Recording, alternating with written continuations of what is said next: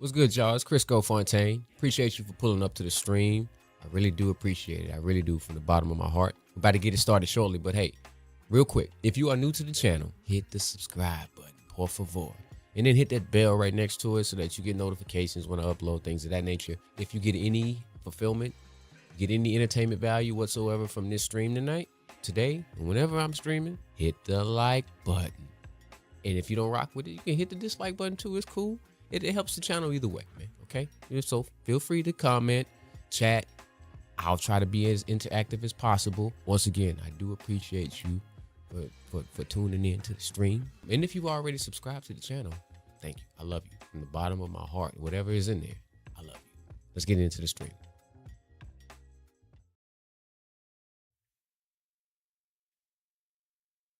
Bro, I'm trying to figure out why so much of my CPU is being used. What is going on?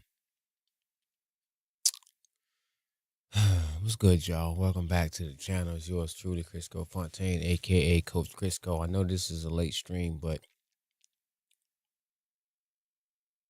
I'm here. So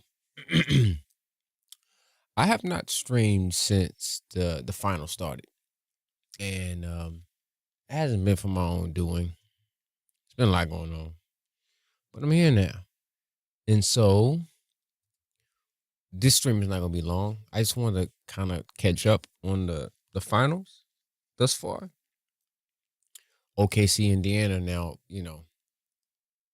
on paper, OKC, Indiana, not a sexy finals matchup by any means of the imagination. Right? Put me over here real quick. Not sexy at all. But I'm not even going to front. Let me check something real quick. Give me a moment. I can't even front. It's been a pretty damn good final. It's been a pretty damn good final. It's been a pretty damn good final. And I think this is just kind of the trajectory of where the NBA is going. We got two young teams, two young superstars, Shai, Hali. The NBA is in dire need of a new guy. And I said this the last stream, whenever that was.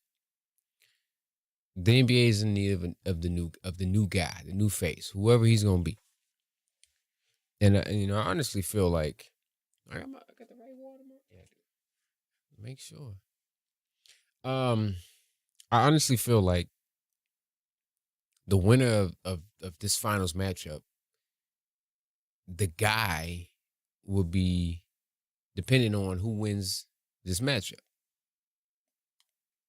Shai's the guy for OKC. Hallie's the guy for Indiana. So, and I know it's a little awkward because the Eastern Conference Finals, the MVP of the Eastern Conference Finals went to Pascal Siakam.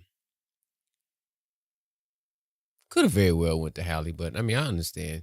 I understand they're going to Pascal.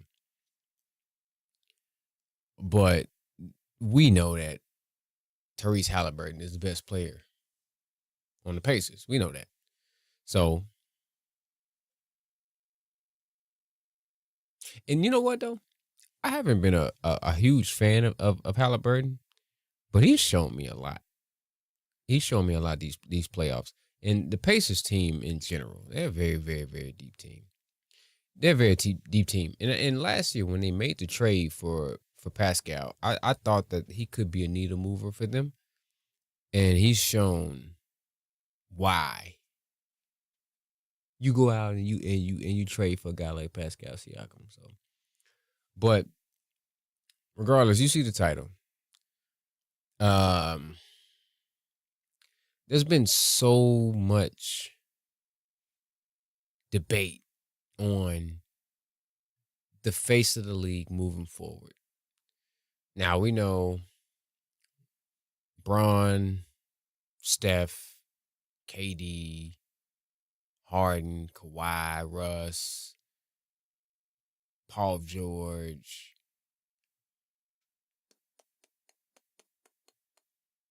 Jimmy Butler, like all those guys, that era, we're tapering away from that era, right? Bron's 40, Steph's 37, KD's 37, Russ is 37 or 36, 37, Butler's 36, 37, Paul George is up there. Like, these guys is going to be out of the league in the next couple. The NBA is going to need to transition. And I'm old enough to remember the transition of the league post MJ. I'm old enough to remember the transition of the league post MJ. It was a whole lot of debate. I'm throwing my 3D glasses on because I'm feeling a little 3D-ish right now. There's a whole lot of debate. Nobody really knew what the state of the NBA was going to be like once Mike retired. And I'm speaking more so on the second retirement.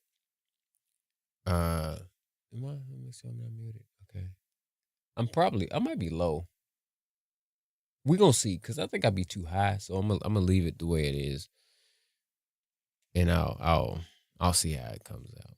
If I'm too low, I apologize. Ain't nobody in this bitch anyways.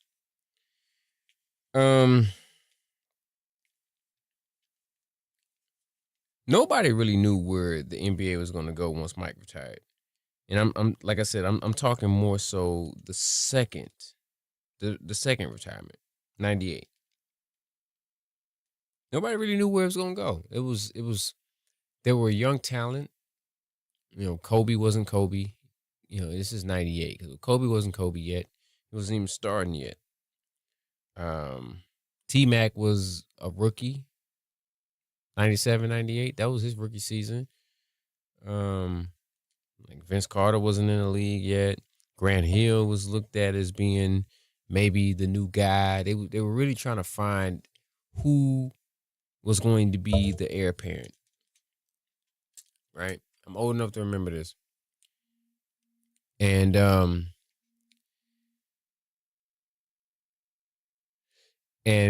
you know, it was a little dire for a moment. Like, we didn't really know who was going to be the next guy. And so, you know, the 2000s come around. You know, Shaq made his move to the Lakers. Kobe is starting to ascend, and you know, the NBA was somewhat in good hands. Allen Iverson was you know, doing his thing. T-Mac was starting to ascend, so the NBA was somewhat in good hands, right? And then, you know, fast forward all the way through. Man, what the hell, man? Excuse me. Oh, my bad. It's great. Niggas gonna be going to the text and tell them like doing something. So now we're kind of back in that cycle, right?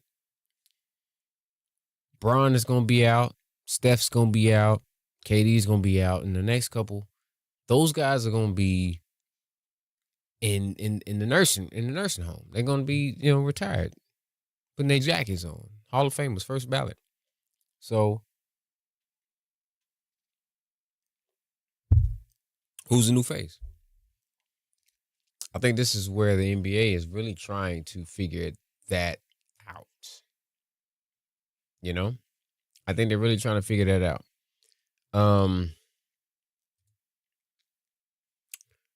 I think get over here.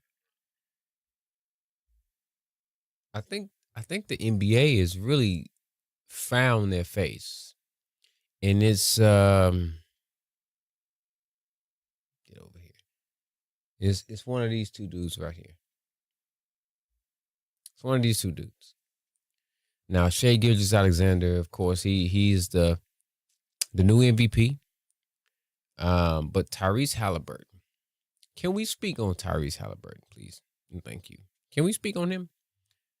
again, wasn't really a fan, but he's shown me something throughout this entire playoff run. Now, can't necessarily just skip over the fact that the Pacers, as a whole, they've been a very dynamic team. They play with no egos. Well, let me reword that, because I think everybody has an ego. I think it's healthy to have an ego. You just, like, ego and confidence kind of goes hand in hand. You got a little bit of ego. Everybody has a little bit of an ego. Just have to have it in check. Tyrese is he is to me, he is the most pure form of point guard, I think. Excuse me, I'm sorry.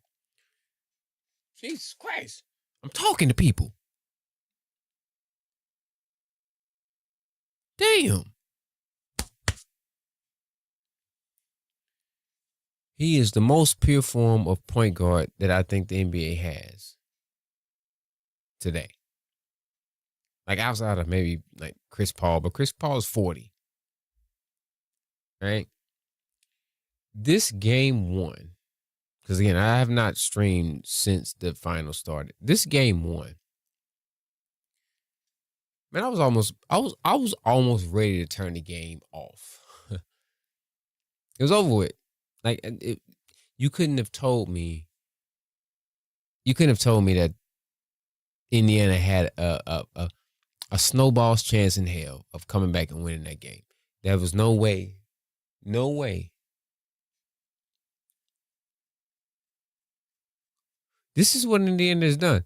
Game two of the Cleveland series, the semifinals. Cleveland was up maybe like 7 or something, going into like the last minute of the fourth quarter. Got a minute left in the game. Cleveland up by like 7. I'm watching the game half-assedly. And I'm like, okay, game's over with. I'm about to hop in the shower. I hop in the shower. I get out the shower, and I'm met with celebrations from Pacers. I'm like, they wouldn't be celebrating a loss. What the hell is happening here?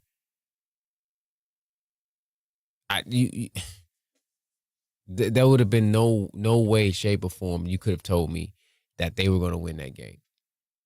And they've had a game like that in every series of this playoff run. Sometimes a team is just kind of destined to win. And I kind of think this Pacers team is destined to win a championship this year. I do.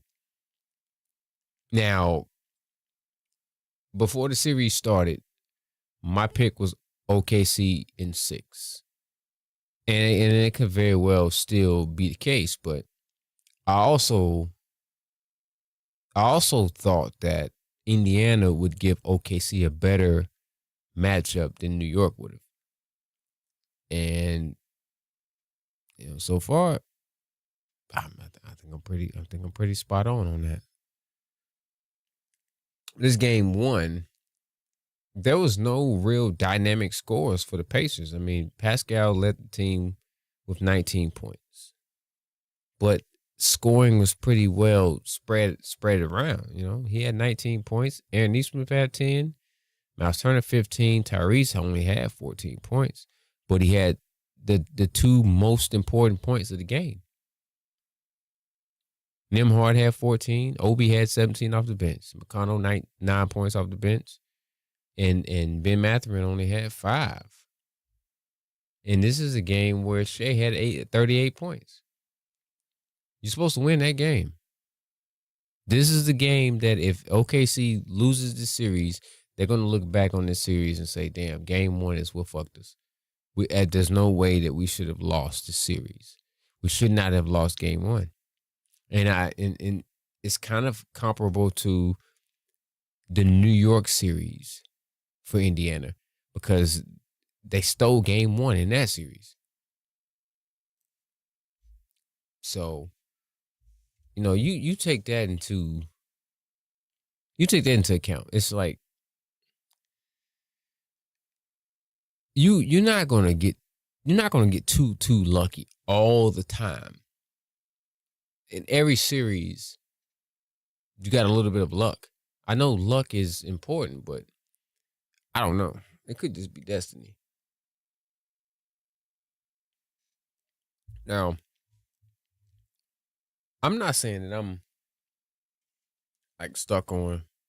Let me pour me some more apple juice real quick. I'm not saying that I'm stuck on the face of the NBA, right? I'm not stuck on it, but I do think that it's important. I think it's important. Um, I think it's important because the NBA is a league that is in some way, shape, or form, it's kind of pushed by the stars. The NFL, MLB, NHL, those leagues are not really necessarily pushed by the stars. They're more so pushed by teams. There's a lot of football players that if you took those football players and you put them in the middle of a mall, most people wouldn't even know who those guys are. Jesus. Most people wouldn't even know who those guys are. They wear helmets, and there's 53 players each team. So yeah, I mean, you have your fair share of stars, like actual stars in the NFL, but it's not necessarily a star-driven league. Same with MLB. I don't even know who is the number one star in the MLB. Is it Aaron Judge? Is it? I mean, I don't know. I didn't watch baseball. Is it Mike Trout? Is it Evan Longoria? Don't play no more, right? It's just kind of show you that I don't watch it. Longoria don't play, right? Who's the little dude that plays for Houston? I can't even think of his name. It's not a star-driven league, and don't get me started on NHL. I have no idea. Sidney Crosby, is he the guy? I don't know, but the NBA is different. It's star-driven. Like you have guys that move the needle for the league. So it's important to establish those guys. And I think right now the NBA is, I think they're establishing those guys. And game 2, quick recap. OKC got their get back. And for the most part, they dominated the game for the most part throughout. And you expect a team like OKC to bounce back from a loss that they, let's keep it a buck, they shouldn't have lost. And again, I'm looking at this, and even though OKC won the game, look at how spread out the scoring is for Indiana. Siakam with 15, Neesmith with 14, Miles Turner with 16, Tyrese had 17, Nembhard with 11, Ben Mathurin with 14, TJ McConnell with 11. That's a very spread out. That's like you're getting contributions from everybody, from not just the starters, but the bench as well. OKC, Shai did his thing again with 34. Jalen Williams had 19. Chet Holmgren with 15. And you got 20 points from Alex Caruso off the bench, and Aaron Wiggins gave you 18 off the bench. He was lights out from beyond the arc. But, I mean, how many games is Aaron Wiggins really going to give you that type of output? Probably not many. That might have been his game. But realistically speaking, that should have been a 2-0 OKC win. They should have been up 2-0 in that series with a game 2 win. Because there's no way they should have lost game 1. So that's what I'm saying. I'm going back to game 1. Game 1 is that's the catalyst of where the series is going. Game 1. They stole it. Indiana stole game 1.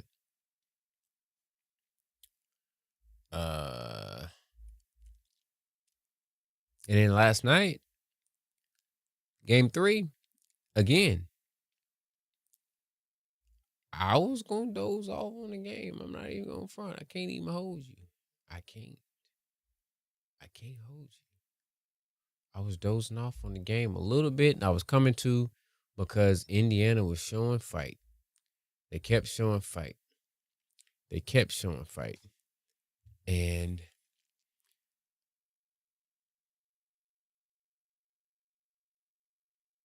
I think this is going to be really, really, really tough for the Thunder.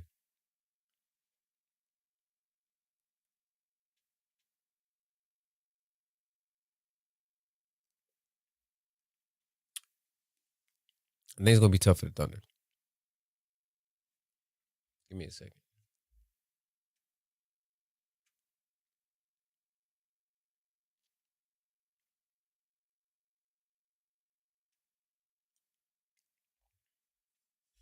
Give me a second. Let me do something real quick.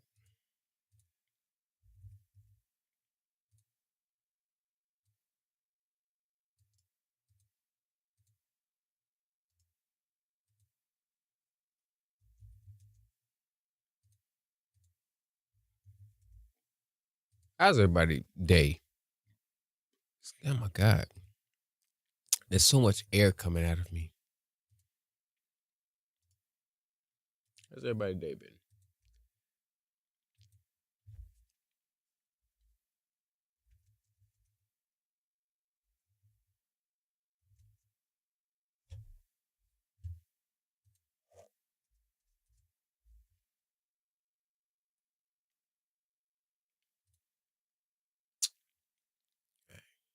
Do a quick little title change. Game 3 is always pivotal when it's tied 1-1. And I mean OKC, because I was going in and out of the game last night. I'm not even going front. I was going in and out of the game. And I'm looking at the box score. Indiana outscored them by 14 points in the fourth, and they won the game by 9. So OKC had a 5-point lead going into the fourth quarter. Interesting. So the Thunder, Shai had 24, Chet had 20, Jalen Williams had 26, Lou Dort had 12. But look at that bench. Where's Aaron Wiggins? 0 points from Aaron Wiggins. He had 18 points the game prior, right? Caruso, 8. He had 20 points the game prior, right? Now, again, the role players, they definitely play better at home. So we'll see what happens, when OKC goes back. But you want to go back with the series tied. So you kind of want these guys to wake up. They're gonna have to play better on the road. They're gonna have to. Isaiah Joe with 6 points. This team got a lot of Williamses. I'm just noticing. Okay. And then you got the Pacers. Tyrese, he had a game where you score over 20 points. Tyrese Haliburton scores over 20 points. There's a really, really, really good chance Indiana's going to win. I think they've only lost one game where he scored over 20 points. So if he scores over 20 points, there's a really damn good chance they're going to win the game. And he almost had a triple-double. Last week, the running got a triple-double. Pascal had 21, 4 and 6. Or 6 and 4, rather. And, I mean, if you look at the scoring, it's not as spread out as it has been. And maybe that's what Indiana needs. I think that maybe Indiana needs for their star guys to just be their star guys. The spreading of the scoring is great. It looks nice. It looks really nice. But you need Tyrese Haliburton, you need Siakam, and honestly, Benedict Mathurin. Yeah, I mean, I think he's probably the third best player on the squad. He's just on the bench. I mean, yeah, that's just me. I think he is. I mean, Neesmith is going to get you some buckets. He can shoot. Nimhard can, he can create. He can shoot as well. Miles Turner, he does what he do. But I think Benedict Mathurin is the third best player on this Indiana team. I think you got Haliburton. I think you got Siakam, and I think you got Mathurin. I think those are the guys. If Benedict Mathurin can give you some, he doesn't have to give you 27. He don't have to give you 27.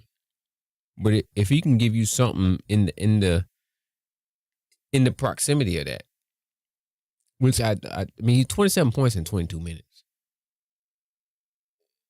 Come on, man. He led them in scoring. TJ McConnell gives you 10 points. TJ can do that every night. That's good output. Obi Toppin 8 points. That's good output. Really good output. OKC's in trouble. OKC's in trouble. They are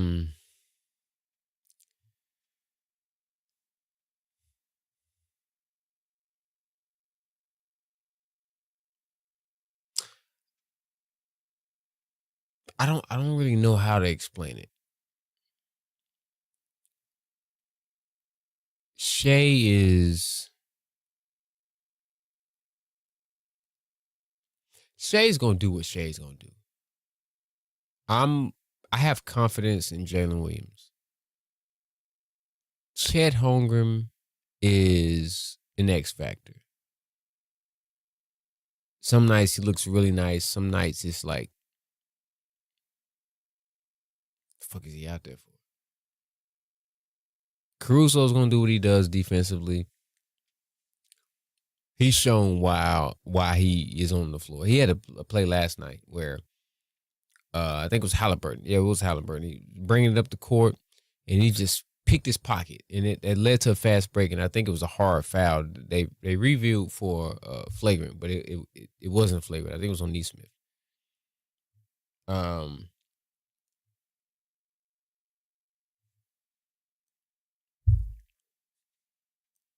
Okay, so he's in trouble. I got a feeling. I got a feeling that Indiana's gonna win Game 4.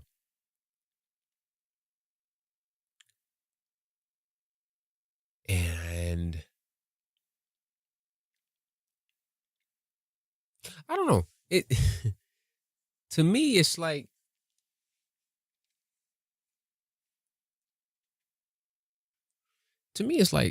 I don't know if it really matters who wins the championship this year. It's gonna be awkward. Like you thinking NBA champion Oklahoma City Thunder, NBA champion Indiana Pacers. Like either one is gonna be like, damn, this was really the NBA Finals. This was really the NBA Finals. But I've thoroughly enjoyed it. Let's check.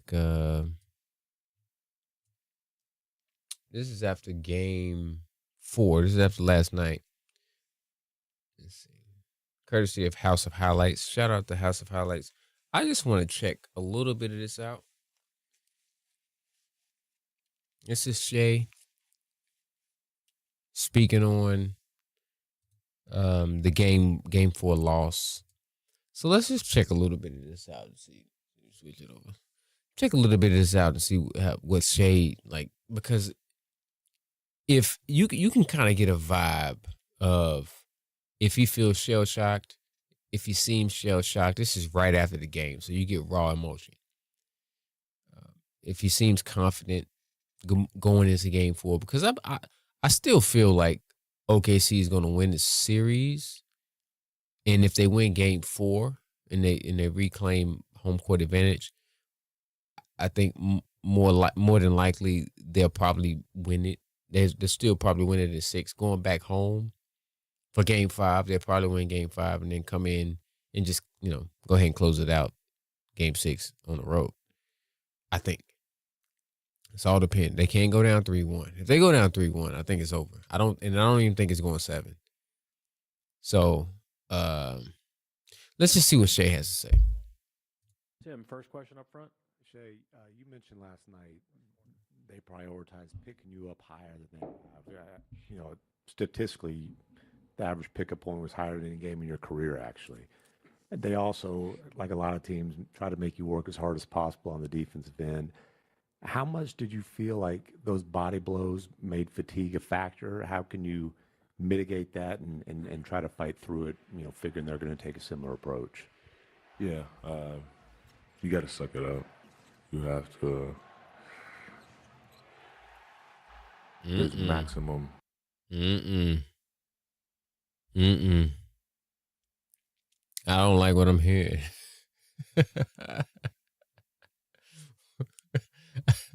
I know. I know this is right after the game, but I don't like what I'm hearing. Just listen to his voice. Listen to. It don't sound confident. Sure. How can you mitigate that and try to fight through it, figuring they're going to take a similar approach? Yeah, you got to suck it up. You have to.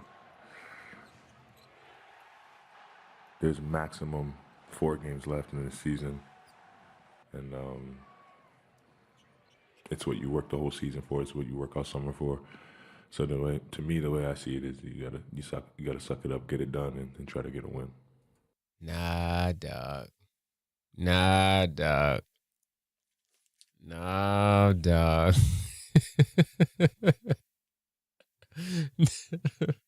No, dog. I don't like what I'm hearing. That ain't what he normally sound like. Let's listen to a little bit more. Joel here on the left. Joel Lorenzo, Oklahoma. Shai, you said it just then. There's 4 games max the rest of the way. Obviously, I don't know if you feel like there's similarities between this series and the Denver series, but you were down 2-1 then. How does this maybe feel different or similar, and sort of what's the sense of urgency today with the group? Yeah, it feels a lot similar. Obviously, losing game 1 under the buzzer beater, winning big game 2, being up in game 3 and losing the lead. There's a lot of similarities. Now the teams are very different, so you can't kind of compare the situations too much. No, you can't. It's similar, but it's different because, and I'm not saying that Indiana's a better team than Denver, but Indiana's a deeper team than Denver. Like Denver only played 7 deep. Indiana can go 9 deep. They can go 9 deep. And they've been going 9 deep. Jesus Christ, excuse me. They've been going 9 deep. So it's similar, but it's similar because of how the series has gone. But from a matchup standpoint, I don't know, dog. But at the end of the day, we have to be who we are and who we've been all season. And I think we got back to that in that series. If we want to give ourselves a chance in this series, it has to be the same thing. Standing over on the left. Shai, Modest Buzelis, NBA player correspondent. I wanted to ask you about how are you guys adjusting to Indiana? Listen, I'm not necessarily a body language. I'm not a body language expert, but I would say this right here, and the somberness of his voice does not exude confidence. And I'm not saying that he feels like they don't have a chance. I'm saying that I think that his confidence is a little off. Because I didn't see this in the Denver series, being in the same situation, down 2-1. I didn't see this in the Denver series.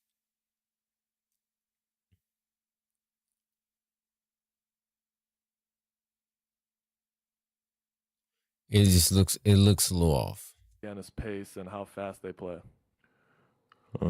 Pretty good. We play pretty fast ourselves, so it hasn't been too much of an adjustment period. It's been pretty comfortable. But yeah, they do play fast, and it's been fun. Over on the right, John. John Hollinger from The Athletic. Shai, when Andrew was trying to deny you after. Something. Because I know y'all be looking. It's like, yo. It looks like he's looking to the left. Don't want to put me over there. Put me down here. I'll put me down here. Let's put me down here.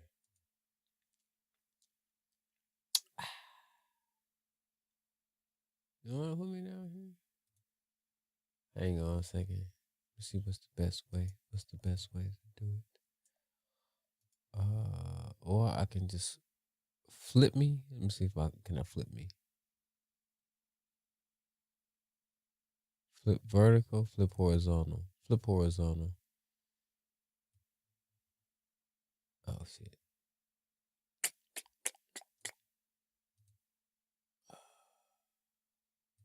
Do. There we go. Alright. Flip horizontal. Let me do something real quick. Alright. Just want to make sure.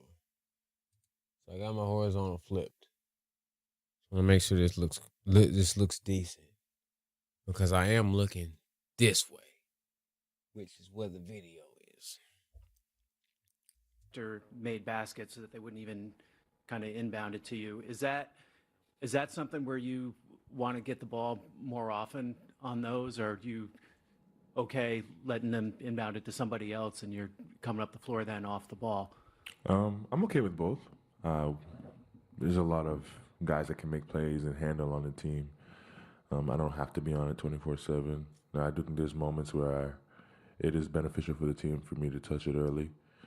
But I think it's a mixture. It's a blend, just like anything else. Yeah, I think both is fine. Do you think you had the right balance last? You know, I still think that it's crazy that the Clippers thought that it was okay to trade this dude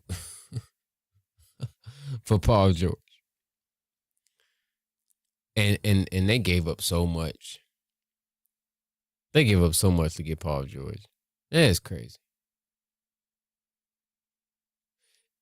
Regardless of how this finals ends, Shai is going to win the championship. He's going to be a champion. Even if he don't win it this year, he's going to win a championship.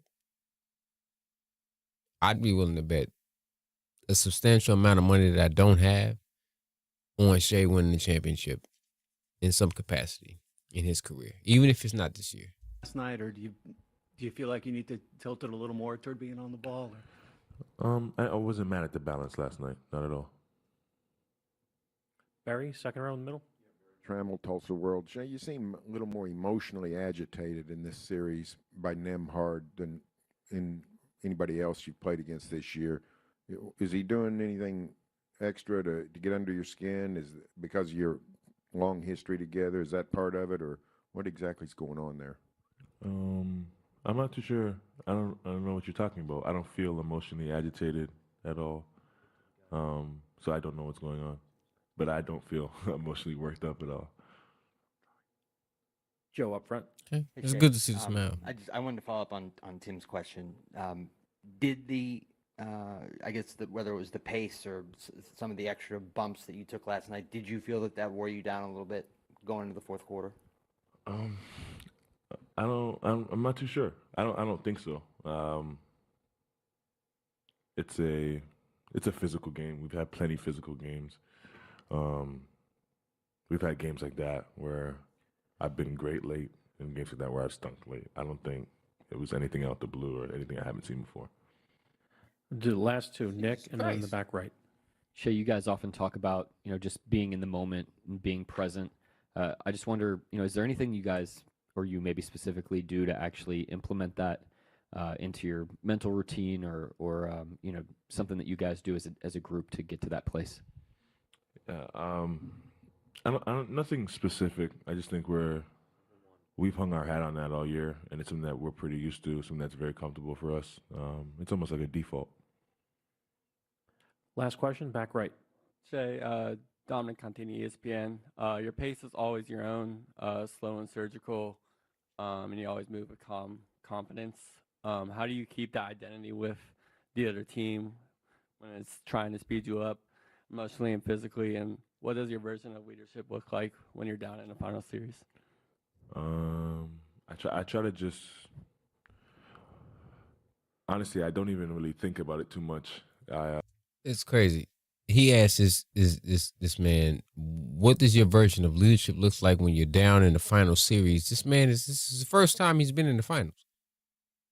He don't know. I mean, he's just trying to lead the team how he can lead the team. You asking the man a question about something that he has no experience in.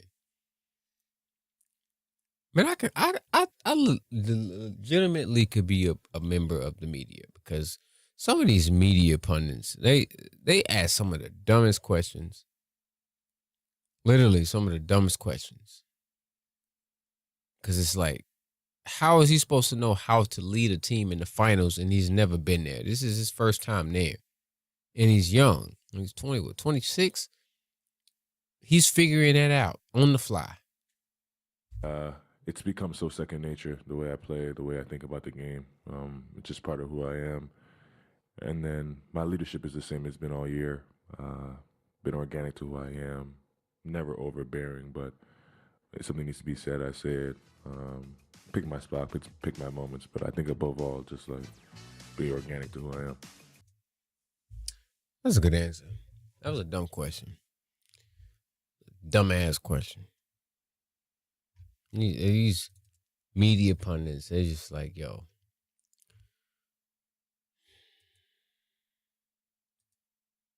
Ridiculous. I seen Hali real quick. Let's watch Haliburton's post game. And then I'm gonna get y'all up out of here, because, you know, I got things to do tomorrow. So I gotta go to bed. Let me see, talks king. Oh, that was the full post game. That's Shay's full post game. Let's check this out real quick, actually. Jenny Carlson with the Oklahoman. Mark said that he didn't feel like their strategy defensively on you changed much, but their execution, he felt like their force was more on point tonight. What did you see from them defensively, and what impacted that? And then we'll watch Hali's, and then we'll.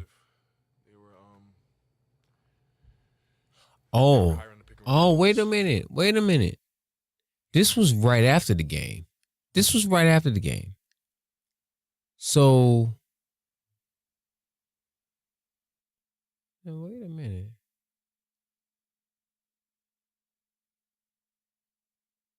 That's media day. Okay, so they have media day in between. Oh, snap. Okay. So what we just watched prior to this, what we watched with Shai with the bandana, that was media day. I'm assuming that happened today. This that's on the screen happened right after the game, post-game interview. So I'm wondering. It seemed like his energy was a little lower today. Let's just check a little bit of this out. They really were just, like Coach said, more aggressive, more forceful. Yeah, we gotta, starts with me, but we gotta apply that pressure back. Especially if you want to beat the team like that on the road, you gotta be the more forceful team for sure. First row here on the left. Shay, you guys go in the fourth quarter up 5. I have noticed that, like, the OKC cats, they come to the podium with their shades on. They be trying to hide their eyes. I get it. I get it. Then you're only able to score 18 in the quarter. You only got 3 shots up. What got you guys stuck in the mud, and what kept you from going individually in the fourth? We iced out. Oh my It's God, hard damn. to say. Like, it's hard to say because I don't see it from like a bird's eye view right now. After watching film, we'll definitely have a better idea. But they were aggressive. They were heavy in the crowd. I'm not sure how many points they had, but it felt like that when they scored, like we're going against a set defense, and it's always harder against a set defense. So off the top of my head, those are a few things, but I'm sure there's probably more that we can weave through once you watch film. First row here on the right. Joel Lorenz with the Oklahoma. Shai, it was almost too many winning plays to count on the Indiana side. It felt like in the fourth quarter, Obi's put back the steal on the inbound. Like, what was maybe the most frustrating part of the way the fourth quarter unraveled?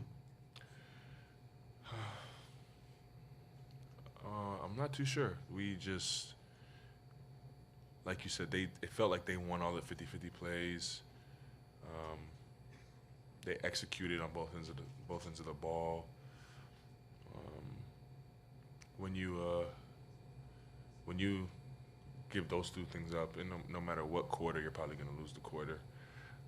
Especially, and then it goes back to especially on the road, in a hostile environment, there are crowds behind them. So, yeah, we got to take care of those things if we want to come out of the game forward with a dub. All right, second row, middle. Also, world. Their defensive pressure seemed to really affect you guys right there at midcourt. Both you and Jalen were always sort of corralled up. What was different about tonight more than, besides maybe they're just playing with more force?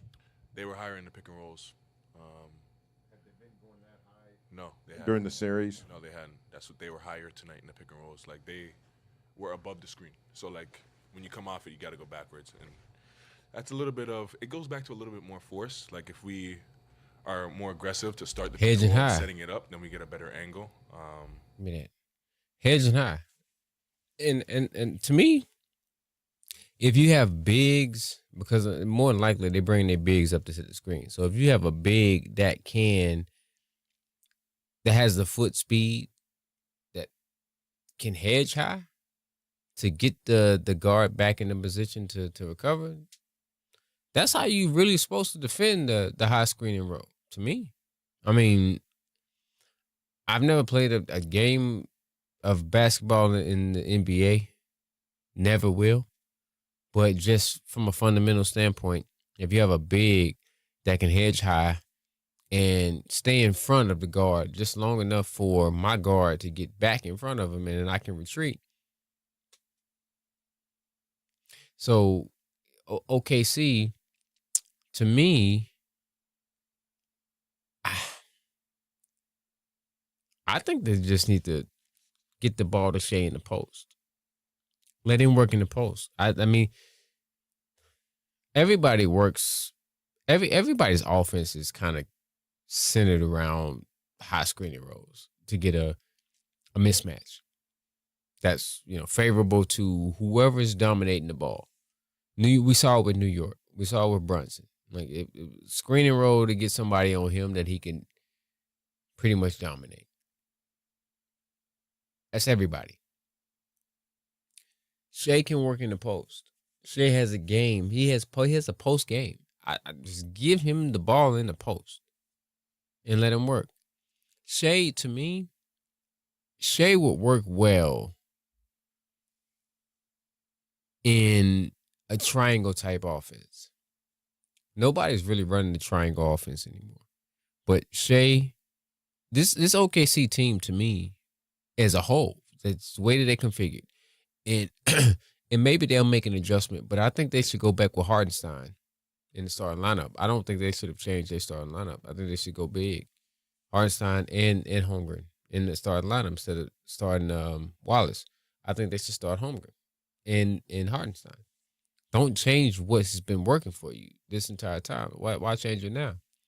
You've been the best team in the NBA all season long. Why would you make the first adjustment? Right? Why would you make the first adjustment? It makes no sense. Do what's been working for you. Force Indiana to make the adjustment. And I was thinking about the matchups, and maybe they did that because there was going to be who's guarding Siakam. But I mean, you still could put Holmgren on Siakam and Hartenstein on Turner, and I think it'd be just fine. You just forcing Turner. You forcing you putting the onus on Turner to make something happen. And to me, I'm living with that. Turner's gonna have to be the Finals MVP if the Indiana Pacers is gonna win the championship. I'm not letting Siakam beat me. I'm not letting Haliburton beat me. I would. To me, I think that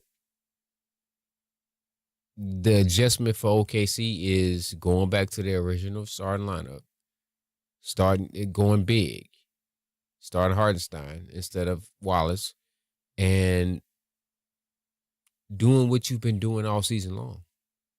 It's that simple. It's that simple. You don't have now. It's not the time to overthink things. You want to keep it real simple. You don't want to complicate things. This is the NBA Finals. You don't want to overcomplicate things. I think that the best thing that OKC can do is just to revert, go back to what worked for you. Go back to your original starting lineup. Start big. To me, man, that's it. That's pretty much it. I still have OKC winning in 6. I do. Because I think that tomorrow, is it tomorrow still? It's tomorrow still. I think they will win. I think they'll win. I'm not going to say it's going to be a blowout because Indiana is scrappy. I'm not going to say it's going to be a blowout. We don't need to see Tyrese Haliburton talk. We know what the rhetoric is. I think OKC wins. I'll say OKC wins by at least 7. I don't know what let me see something real quick. And I'm gonna get y'all up out of here because I'm getting slightly sleepy.